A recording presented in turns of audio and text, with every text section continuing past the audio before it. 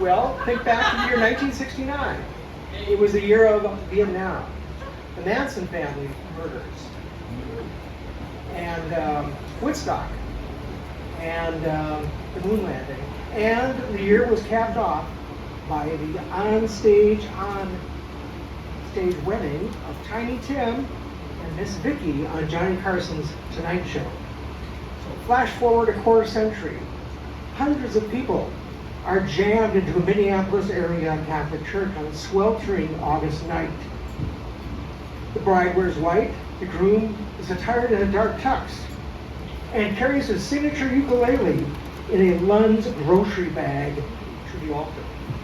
This is the third and final wedding of Tiny Tim, the warbling crooner who made a career out of one hit, his falsetto take, on the 1920s song Tiptoe Through the Tulips, plucked on a ukulele. Thanks to my wife and fellow Associated Press reporter Laura Bannon, we were guests and observers to the wedding of a very eccentric man and his much younger bride, Miss Sue Gardner.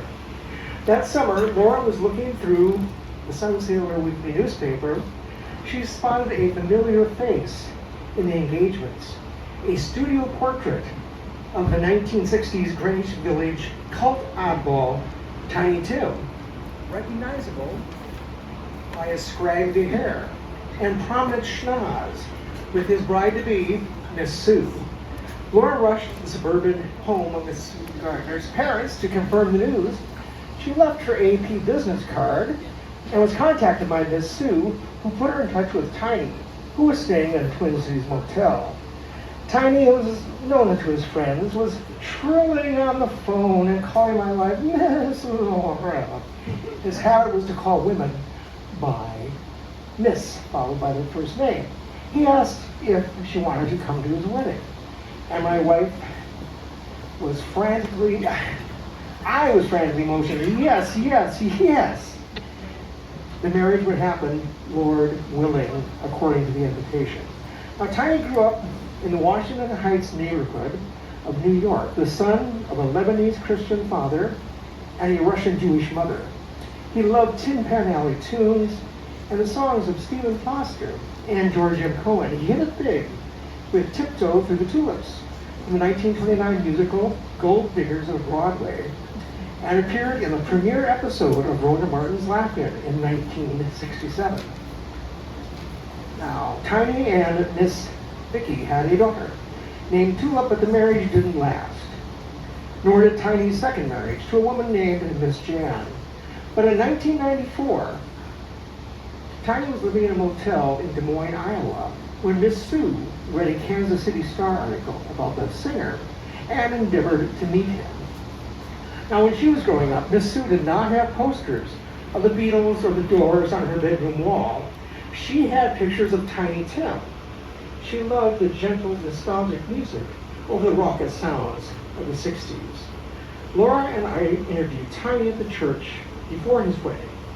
He told us there was only slight petting going on with his fiancée. He emphasized the word slight. And that he had never seen her naked or anything. And that he had prayed for her lust to stop. And finally it had stopped. So, Tiny and Miss Sue planned to settle down in a new home in Minneapolis. Just a year later, September 1996, Tiny collapsed at a ukulele festival in Western Massachusetts. He had congestive heart failure and diabetes. On November 30th, he was struggling through a performance at the Women's Club in Minneapolis. He was performing Tiptoe Through the Tulips when he suffered a heart attack, and he died. He was 64, although he is known to lie about his age.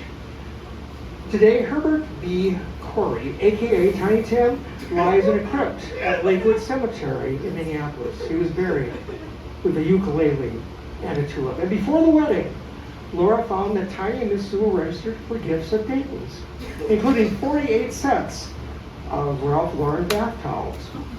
We got them one, and later received a thank you note from Tiny saying whenever the couple took turns wiping themselves with their towel, they would think of us.